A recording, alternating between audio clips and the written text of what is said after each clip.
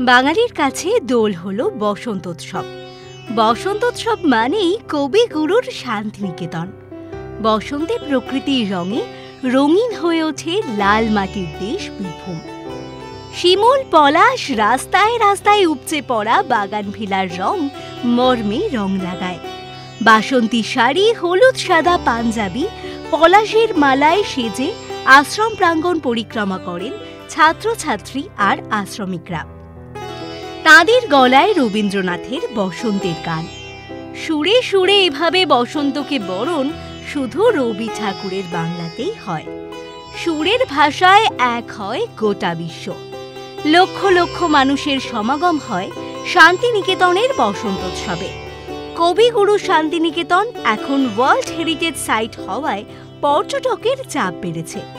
এই সময় শান্তিনিকেতন গেলে তাই আগাম প্ল্যান করাটা জরুরি। বসন্তোৎসবে শান্তিনিকেতন বেড়াতে যাওয়ার প্ল্যান কিভাবে করবেন সেই তথ্য জানতে দেখুন পুরো ভিডিও।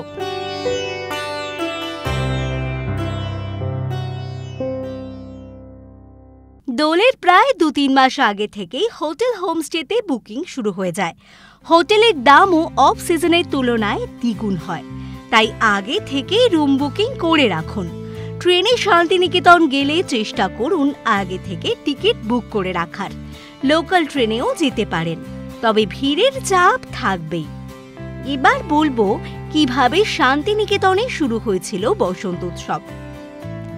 1923 সালে প্রথমবার শান্তিনিকেতনে বসন্তের আসর বসেছিল।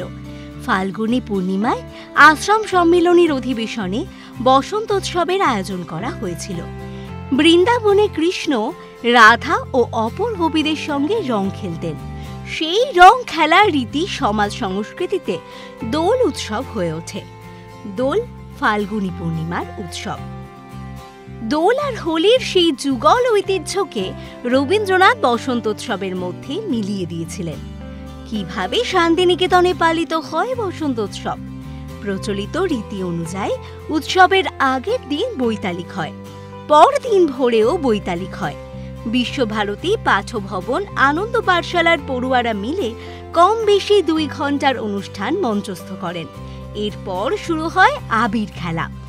বসন্ত উৎসবের সময় শান্তিনিকেতন বেড়াতে এলে কি কি দেখবেন? ছাতিমতলা। এখানেই প্রথমে এসে পৌঁছেছিলেন রবীন্দ্রনাথের পিতা মহর্ষি দেবেন্দ্রনাথ ঠাকুর। তার স্মৃতিক্ষেত্র হিসেবে শান্তিনিকেতনের অন্যতম দর্শনীয় স্থান এটি। কাঁচ মন্দির, ব্রহ্ম মন্দিরও বলা হয় একে। ব্রহ্ম উপাসনা করার জন্য এই মন্দির স্থাপন করা হয়। সাপ্তাহিক উপাসনার পাশাপাশি অনুষ্ঠান বিশেষেও উপাসনার আয়োজন হয় এই মন্দিরে।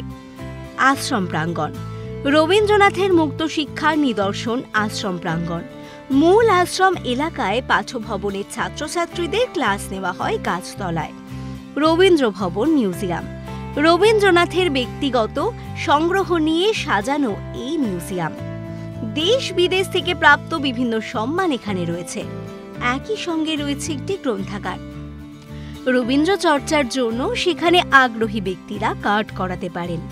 সাধারণ দর্শনীয় স্থানের মধ্যে এটি পড়বে না। বিশ্বভারতী বিশ্ববিদ্যালয়ের বিভিন্ন ক্যাম্পাস। বিশ্ববিদ্যালয়ের বিভিন্ন ক্যাম্পাস বাইরে থেকে দেখা যেতে পারে। সাধারণ রক্ষীরা ভিতরে প্রবেশের অনুমতি দেন না, তবে অনুমতি থাকলে বেশ কিছুটা হেঁটে হেঁটে ঘোরা যেতে পারে। একা ঘুরলে কিছুটা সুবিধা হতে পারে। কলা ভবন। কলা ভবন বাংলা তথা ভারতীয় সংস্কৃতি ও শিল্পের অন্যতম পীঠস্থান। কলা ভবনের ছাত্রদের কাজ সারা বোলপুর জুড়েই চোখে পড়বে। কলা ভবনের ভিতরেও তেমনই কিছু নজর কাড়া স্থাপত্য ও ভাস্কর্য। খোয়াই সোনাঝুরি হাট।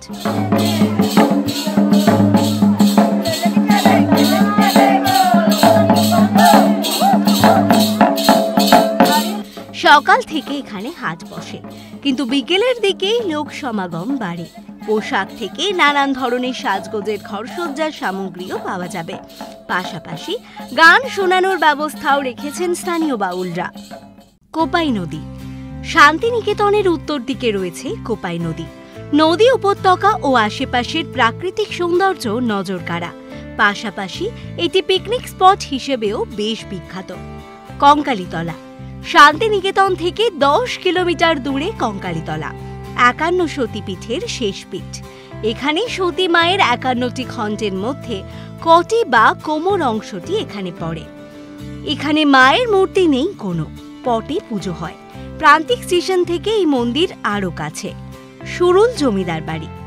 18 শতকের মাঝামাঝি বর্ধমানের নীলপুরের ঘোষবাড়ির সন্তান ভরতচন্দ্র সস্ত্রীক চলে আসেন সুরুলে তাঁর গুরু বাসুদেব ভট্টাচার্যের বাড়িতে। সুরুল ছিল বৈষ্ণব ধর্মগুরু শ্রীপাঠ। ভরতচন্দ্র গুরুদেবের শ্রীপাঠ ছেড়ে আর ফিরে যাননি বর্ধমানে। তাঁর পুত্র কৃষ্ণহরি ও তাঁর ছেলেরা সেই সময় ফরাসি ও ইংরেজ কুঠিয়ালদের সঙ্গে ব্যবসা করে পরিবারে শ্রীবৃদ্ধি করেন। সুরুল রাজবাড়ির সঙ্গে ঠাকুর বাড়ির সম্পর্ক ছিল নিবিড়।